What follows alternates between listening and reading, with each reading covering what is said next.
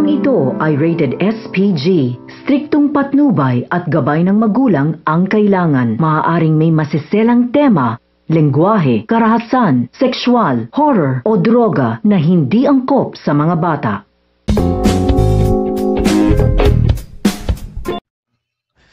Ngayong next episode, nagmamakaawa at lumuhod na ngayon si Venus para hindi talaga siya walayan ito si Francis. Pero si Francis hindi ayaw na talaga paawat at itutuloy na niya ang hiwalayan at mag-file na nga siya ng annulment case laban dito kay Venus. Samantala, dahil nasa lugmok ito si Francis ay pumunta siya sa simbahan at sakto talaga na nakabukas yung pintuan ng pare kung saan doon magkumpisar yung mga tao. Pero hindi sa sinasadyang pagkakataon, nandito naman ito si Tata andun sa simbahan at namumpisar nga na gustong-gusto niya itong si Francis at naninig mismo ito ni Francis sa kanyang dalawang tenga na gusto pala siya nito si Tata. Kaya naman, ano kaya ang sasunod na mangyayari ngayong alam na ni Francis ang katotohanan na mahal pala siya nitong si Tata.